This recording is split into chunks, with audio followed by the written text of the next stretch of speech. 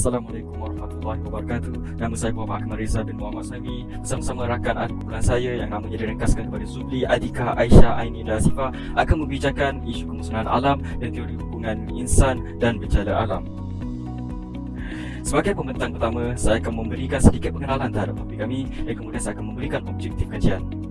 Bagi sedikit pengenalan, sesungguhnya manusia merupakan ciptaan Allah yang amat sempurna. Seperti surah At-Tin ayat keempat yang bermaksud, sesungguhnya kami telah menciptakan manusia dalam bentuk yang sebaik-baiknya. Tidak cukup dengan bentuk yang sebaik-baiknya, Allah telah memberikan manusia dengan akal fikiran.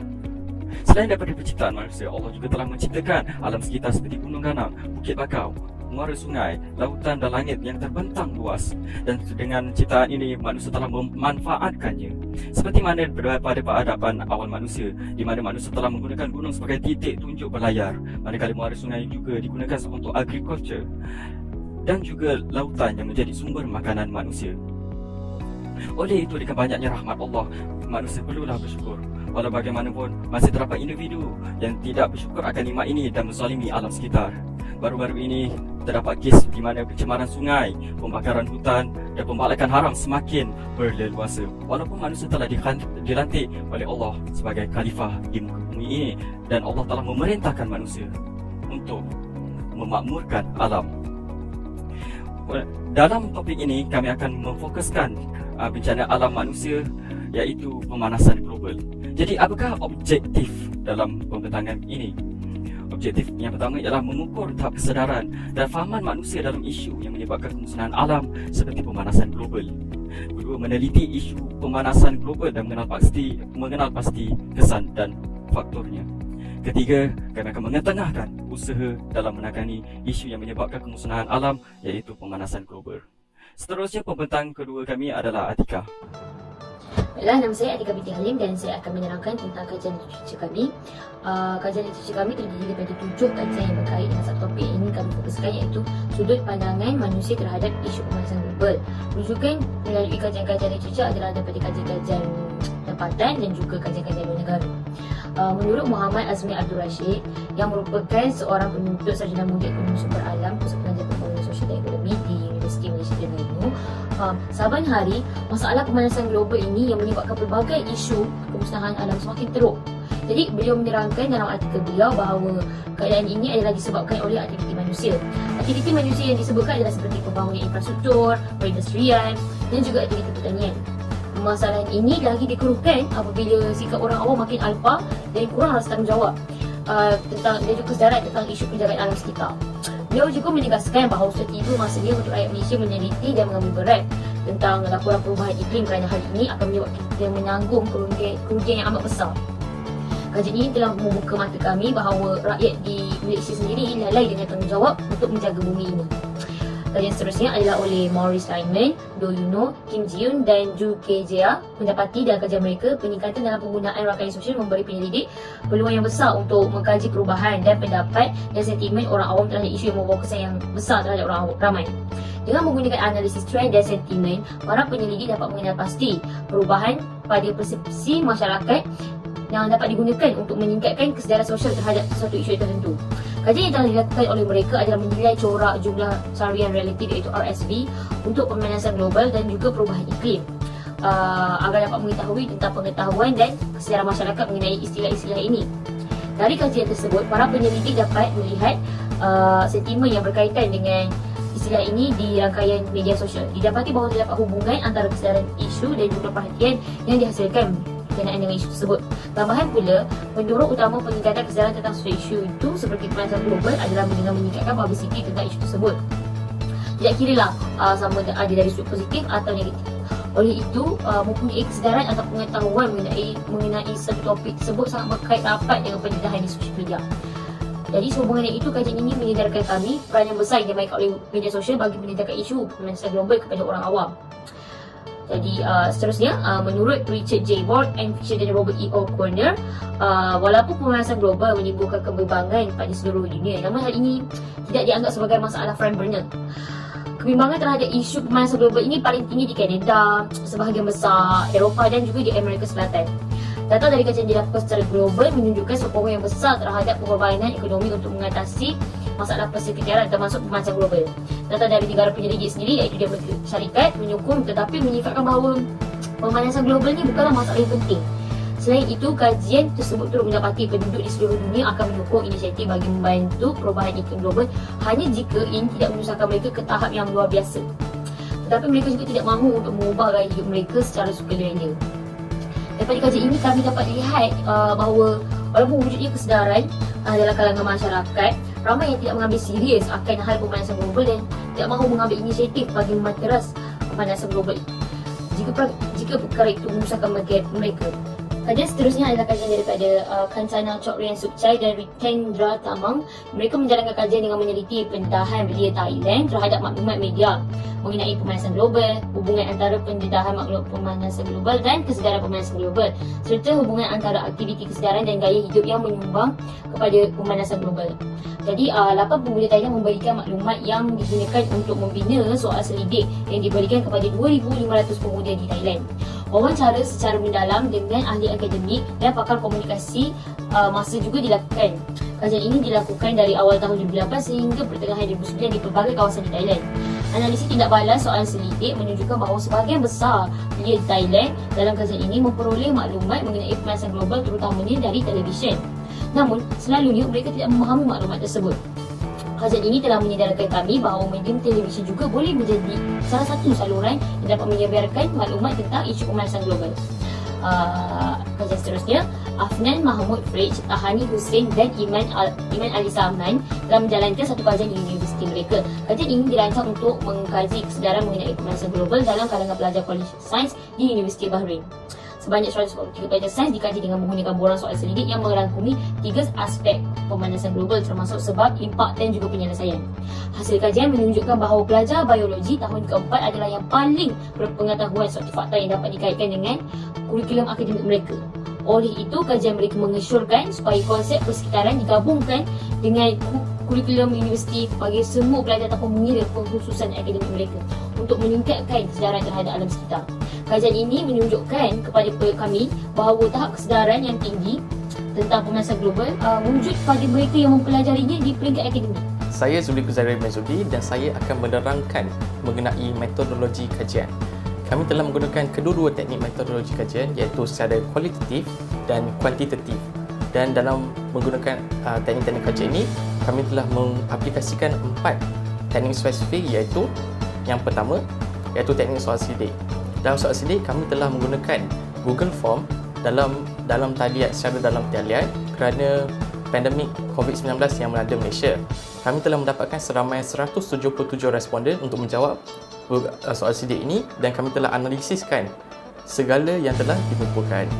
Teknik yang kedua adalah teknik temu bual. Dalam teknik temu bual, kami telah menghantarkan email kepada 3 responden yang berkaliber untuk menjawab temu bual kami dan seperti mana soal selidik tadi, keputusan yang telah didapatkan telah dianalisis untuk mendapatkan dapatan fakta. Teknik yang ketiga adalah teknik rujukan jurnal dan artikel. Dalam teknik rujukan jurnal artikel, kami telah melakukan rujukan secara menyeluruh menggunakan platform-platform seperti JSTOR dan juga Google Scholar untuk mendapatkan artikel-artikel dan jurnal-jurnal yang berkaliber. Dan akhir sekali adalah secara konsultasi. Kami telah melakukan konsultasi dengan Puan Najwa binti Fudil untuk memastikan kami punya kajian tidak terpesong daripada landasan asal dan mendapatkan nasihat-nasihat daripada beliau. Itu saja, sekian. Assalamualaikum, saya Aisyah Farzana binti Muhammad Zan. Pada hari ini, saya akan membentangkan tentang dapatan kajian yang berkenaan dengan isu pemanasan global. Kumpulan kami telah menjalankan soal selidik berkenaan dengan isu pemanasan global. Hasil soal selidik mendapati bahawa 85.9% responden bersetuju bahawa pemanasan global adalah masalah utama dalam isu kemusnahan alam, manakala 14.1% responden lagi tidak bersetuju dengan pernyataan ini. Seterusnya, majoriti responden sebanyak 91% bersetuju bahawa alam ini akan musnah jika masalah pemanasan global tidak dibendung dengan segera. Di samping itu, seramai 96% responden berpendapat bahawa isu pemanasan global ini dapat dibendung sekiranya langkah komprehensif diambil. Namun terdapat 4% responden yang berpendapat bahawa perkara ini tidak akan mengubah apa-apa pun. Akhir sekali, kebanyakan responden berpendapat bahawa punca utama pemanasan global ialah pembebasan gas kimia seperti CFC, penebangan pokok secara berleluasa dan juga pembakaran terbuka. Seterusnya, saya akan membentangkan tentang faktor yang mempengaruhi pemanasan global. Antara faktor yang menyumbang kepada pemanasan global ialah kesan rumah hijau dan juga penebangan pokok secara berleluasa. Pemerangkapan gas-gas rumah hijau menyebabkan berlakunya kesan rumah hijau. Sinaran matahari yang memancarkan sinaran ultra ungu ataupun sinaran UV akan menembusi atmosfera bumi. Namun begitu, haba yang diserap hanya sedikit sahaja. Justeru, jika komposisi gas rumah hijau meningkat ataupun melebihi paras yang normal, haba tersebut akan terperangkap, lalu proses pembebasan haba itu akan menjadi lebih lambat daripada kebiasaannya. Hal ini disebabkan oleh molekul-molekul yang terdapat dalam gas rumah hijau bersifat penyerap haba. Pelepasan gas rumah hijau ini berpunca daripada pelbagai kegiatan manusia yang banyak merosakkan alam sekitar.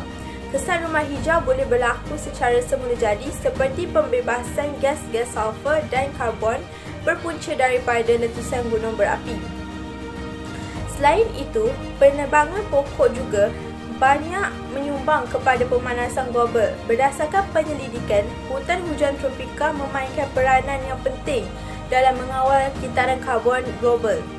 Hal ini demikian kerana hutan hujan tropika dilihat sebagai kawasan yang berpotensi untuk menyimpan karbon dan menjadi antara penyumbang gas oksigen terpenting kepada dunia kerana luas kawasannya yang meliputi 800 juta hektar permukaan bumi ini. Walau bagaimanapun, penembagan hutan secara berleluasa banyak berlaku untuk tujuan pembangunan infrastruktur dan juga sektor ekonomi negara. Hal ini akan menyebabkan peningkatan gas karbon dioksida dan pengurangan gas oksigen dalam atmosfera kerana tiada pokok yang akan menyerap karbon dioksida untuk menjalankan proses fotosintesis dan menghasilkan oksigen untuk kelangsungan hidupan di bumi ini. Pengurangan oksigen dalam udara akan menyebabkan peningkatan suhu yang seterusnya menyumbang kepada isu pemanasan global. Sekian, terima kasih. Assalamualaikum dan selamat sejahtera. Nama saya Zuli Kuzari bin Zubli. Hari ini saya akan membincangkan kesan-kesan pemanasan global dalam aspek teori insan dan alam, iaitu tajuk kami. Jadi, saya akan fokuskan perbincangan ini kepada 3 aspek, iaitu manusia, haiwan dan tumbuh-tumbuhan. Jadi, saya akan mulakan perbincangan ini dengan manusia. Jadi manusia akan terkesan daripada pemanasan global ini melalui 2 perkara. Yang pertama sekali iaitu mengenai tempat tinggal manusia. Hal ini kerana apabila pemanasan global berlaku, ais di Antartika akan mula mencair dan pencairan ini akan meningkatkan paras air laut.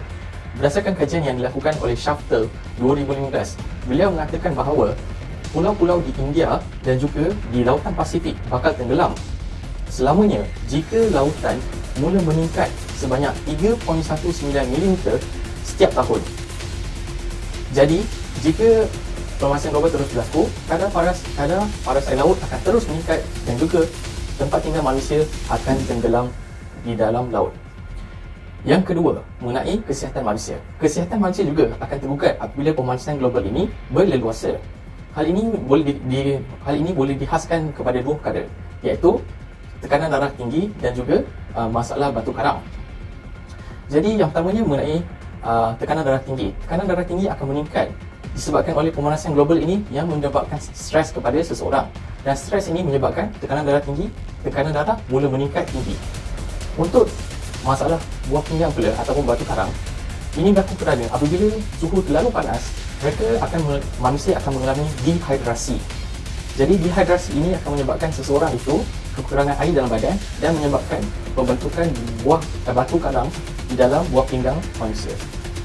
Dan kedua-dua ini adalah berdasarkan kajian yang dilakukan oleh Shahzad 2015. Seterusnya, beralih kepada haiwan pula. Bagaimanakah haiwan terkesan daripada pemanasan global? Hal ini dapat dilihat berdasarkan kajian Shahzad 2015 juga. Beliau mengatakan bahawa pemanasan global ini menyebabkan kebakaran hutan berlaku secara kerap dan juga kemarau juga akan berlaku di hutan. Jika kemarau dan juga kebakaran berlaku di hutan, ini akan menyebabkan haiwan akan kehilangan habitat mereka. Dan bukan saja itu, jika haiwan ini adalah haiwan ternakan yang diternak oleh manusia, haiwan ini akan mula mati akibat pemanasan global. Jadi, manusia juga akan kehilangan sumber makanan jika pemanasan global ini berleluasa. Itu yang kedua. Yang ketiga pula mengenai tumbuh-tumbuhan. Bagaimana pemanasan global mengganggu tumbuh-tumbuhan yang ada di muka bumi ini. Ini dapat dilihat berdasarkan kajian Siva Raman. Beliau mengatakan bahawa tumbuh-tumbuhan ini akan terganggu kerana pada musim luruh, banjir besar akan berlaku jika pemanasan global terus berleluasa. Kenapa kita bincang musim luruh? Hal ini kerana di negara kita yang bersifat khatulistiwa tidak ada masalah untuk menanam tumbuh-tumbuhan. Tapi di negara-negara yang mempunyai 4 musim luruhlah adalah ketika mereka akan melakukan aktiviti tanaman untuk menjamin kemaslahatan mereka. Jika tanaman-tanaman ini dilanda banjir apabila tiba masa menuai, maka mereka akan hilang sumber makanan mereka daripada tumbuh-tumbuhan. Jadi saya boleh simpulkan di sini bahawa kesan-kesan pemanasan global boleh menyebabkan masalah kepada manusia, haiwan dan juga tumbuhan, tapi pada akhirnya yang akan mengalami kesan terbesar adalah manusia kerana kehilangan sumber makanan seperti yang saya terangkan tadi. Itu saja daripada saya. Saya akan teruskan video ini kepada kawan saya. Sekian, terima kasih. Assalamualaikum warahmatullahi wabarakatuh. Nama saya Nurul Hasif Hamida Azhar. Hari ini saya akan memperbentangkan cadangan bagi kertas uji kami mengenai tajuk isu pemanasan global. Setelah melakukan beberapa kajian, kami bersependapat bahawa isu pemanasan global ini sebenarnya boleh ditangani melalui 3 cara, iaitu mitigasi pemanasan global, pentadbiran kerajaan dan juga pendekatan agama. Yang pertama, pada abad ini kita dapat lihat bahawa pertumbuhan pembangunan dan perindustrian adalah sangat pesat dan kompetitif. Oleh itu, Profesor Madia telah menyarankan masyarakat global untuk mendekati usaha pembangunan lestari di mana organisasi R&D boleh mempergiatkan lagi terhadap inovasi perubahan teknologi yang sedia ada kepada kaedah yang lebih masuk alam, contohnya mencipta bahan binaan yang organik ataupun yang boleh dikita semula. Seterusnya, menurut panel antara kerajaan tentang perubahan cuaca IPCC, mereka menyarankan untuk masyarakat mula mengurangkan ketergantungan terhadap pengangkutan sendiri dan mula menggunakan pengangkutan awam. Untuk destinasi berjarak dekat, mereka mungkin boleh cuba untuk berjalan kaki dan menggunakan basikal. Yang seterusnya juga, isu ini sebenarnya boleh ditangani sekiranya masyarakat mula berhemat dalam penggunaan elektrik. Kenapa? Kerana penghasilan tenaga elektrik ini sebenarnya dihasilkan melalui pembakaran bahan bakar fosil yang akhirnya membebaskan gas karbon monoksida. Amat disarankan kepada masyarakat untuk mula mendisiplinkan diri menuntut space ketika tidak digunakan, sama ada di rumah ataupun di pejabat. Next, umumnya kerajaan juga membawa peranan yang sangat penting dalam membentuk masyarakat dan pentadbiran yang selaras dengan usaha menangani isu pemanasan global ini. Salah satunya ialah dengan mempergiatkan lagi R&D dalam kajian penggunaan sumber tenaga alternatif dan penghasilan teknologi yang lebih masuk alam. Selain itu, peningkatan cukai karbon dan cukai pembalakan juga merupakan sebuah angka yang sangat efisien kerana buat pengetahuan anda semua, cukai pembalakan ini dikenakan ke atas setiap tan kayu balat yang telah ditebang. Jadinya apabila peningkatan cukai pembalakan ini berlaku, kita dapat mengawal aktiviti pembalakan ini kerana semakin banyak kayu yang ditebang, semakin tinggi juga kos cukai yang perlu dibayar. Yang seterusnya, kerajaan juga boleh melakukan reformasi undang-undang itu dalam mengetatkan undang-undang. Salah satu contohnya, industri perkilangan dan pembalakan harus melakukan aktiviti tersebut menepati garis panjang yang telah ditetapkan oleh kerajaan. Sekiranya ada pihak yang mengingkar, kerajaan haruslah mengambil tindakan secepat mungkin dan setegasnya agar mereka tidak lagi pandang remeh tentang isu tersebut. Hari ini kita dapat saksikan bahawa kerusakan alam yang berlaku pada hari ini adalah berpunca daripada nafsu manusia terhadap kebenaran sendiri. Seakan-akan mereka lupa bahawa manusia ini ditugaskan untuk menjadi khalifah yang memakmurkan bumi. Namun kini mereka seolah-olah menjadi diktator terhadap alam. Dalam sudut Islam juga, isu ini bukanlah lagi perkara yang remeh. Saintis Islam juga berpendapat bahawa agama bukan sumber utama dan sumber penting dalam usaha untuk membangunkan falsafah etika manusia terhadap alam. Hatta dalam Al-Quran sendiri telah menggariskan kewujudan dan keindahan alam agar manusia dapat mengenali Tuhan dan menghayati penciptaan alam yang lebih mendalam. Kami penulis juga percaya bahawa bukan sahaja agama Islam yang dapat membangunkan falsafah etika ini, malah kesemua agama, kerana kami yakin bahawa semua agama menuntut penuntutnya untuk berbuat baik pada semua perkara dan semua makhluk.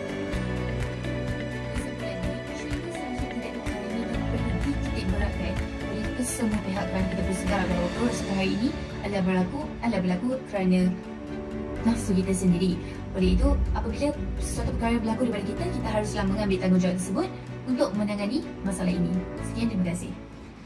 Assalamualaikum warahmatullahi wabarakatuh. Nama saya Nurani Sofia binti Reza Aris dan saya akan membentangkan tentang kesimpulan daripada kajian yang berkaitan tentang manusia dan alam sekitar. Sebagai kesimpulannya, dapat dilihat bahawa manusia dan alam sekitar merupakan dua entiti yang mempunyai hubungan yang berkait antara satu sama lain. Hal ini kerana alam memerlukan manusia dan manusia juga memerlukan alam untuk terus hidup. Pemanasan global yang berlaku pada masa kini merupakan salah satu contoh masalah alam sekitar yang berlaku disebabkan oleh manusia. Hal ini kerana wujudnya sifat jahil dan sifat suka menyalahkan orang lain yang wujud dalam diri manusia telah menyebabkan kurangnya sifat kerjasama dan bersatu padu dalam kalangan masyarakat untuk menjaga alam sekitar di sekeliling mereka. Sebagai kesimpulan kecil, manusia sepatutnya mempunyai nilai cintai alam sekitar dalam diri masing-masing. Hal ini kerana alam merupakan sebahagian daripada kehidupan kita. Seterusnya, manusia juga sepatutnya mendalami ayat Al-Quran dan mempraktikkan segala yang diperintahkan oleh Allah SWT agar dapat menjadi khalifah dan hamba Allah yang bertakwa serta mengamalkan amal ma'ruf dan nahi mungkar. Perkara ini sedikit sebanyak mampu untuk melestarikan hubungan antara Allah, manusia dan alam sekitar. Seterusnya, menjadikan bumi kita lebih selamat dan menghijau untuk kehidupan pada masa akan datang. Sekian, terima kasih.